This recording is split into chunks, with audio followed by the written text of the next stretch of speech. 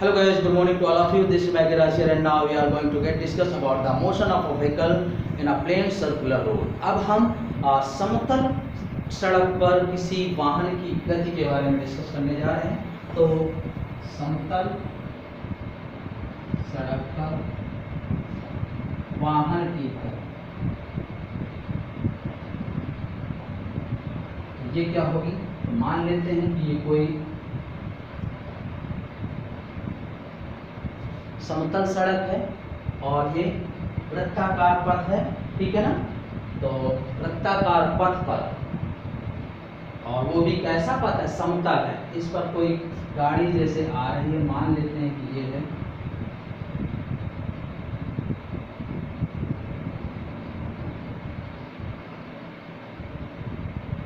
ठीक है ना। और ये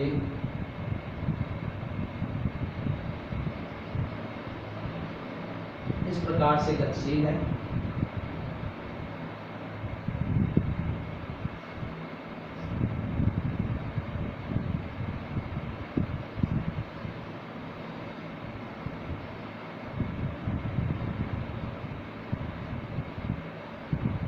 ये मान लेते हैं कि ये कोई कार है, इस प्रकार से गतिशील है। तो देखिए ये वृत्ताकार पथ है, तो इसके आगे इस टायर की प्रतिक्रिया ये होगी, इस टायर की प्रतिक्रिया ये होगी, ठीक है। इसका भार नीचे की तरफ होगा।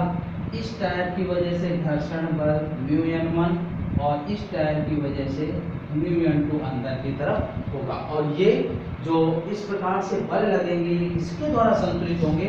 केंद्र की तरफ लगने वाले अभिकेंद्र बल से, ठीक है ना।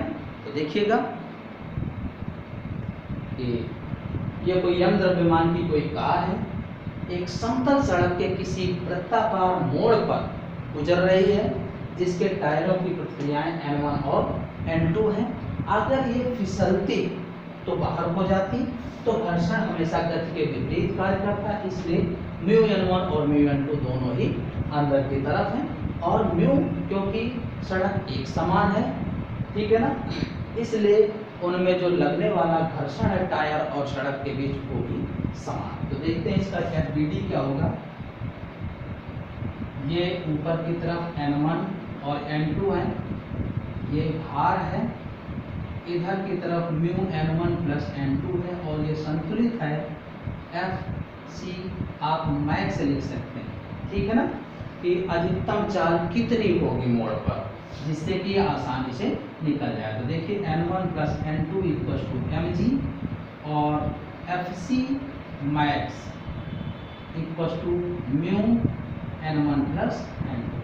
तो ये है mv²/r होता है, ये भी मैक्स हो जाएगा म्यू, और N1 प्लस N2 का मान इससे निकाल लिया है mg है, तो m से m कैंसिल, v मैक्स का स्क्वायर है म्यू जी और ये r भी उधर जाके मल्टीप्लाई, तो v max equal to √μ g r, ये हो जाएगा। इस प्रकार से हम किसी समतल वृत्ताकार मोड़ पर कार के लिए अधिकतम चाल की गणना कर सकते हैं। और इसी प्रकार से कि अगर हम किसी वाहन की गति के बारे में निकालना चाहें किसी कोण पर समतल सड़क पर, तो उसके बारे में भी हम सॉल्व कर सकते हैं। तो ये हो जाएगा किसी समतल सड़क पर, यानी अब जो है अभी तक हमने किसी समतल सड़क पर जैसे निकाला, अब वही समतल जो है किसी कोण पर बदल जाए, ढालू सड़क हो जाए, तो क्या हो जाएगा? तो देखिएगा ये हो जाएगा ढालू सड़क पर वाहन की गति।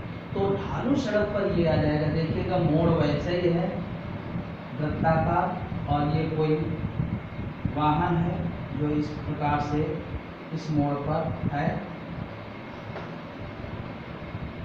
और ये किसी कोण पर है, देख रहे हैं ना, ये कोण मान लीजिएगा थीटा है। अब इस मोड़ पर ये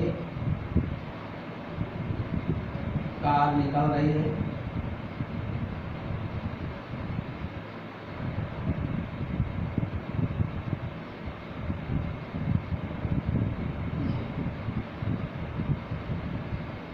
इस प्रकार से। तो अब देखिएगा ये ध्यान रखिएगा, पहले ये सड़क जो थी समतल थी, अब किसी कोण पर कार्यरत है, ठीक है ना। तो इसका भार तो हमेशा नीचे की तरफ होगा, ठीक है ना।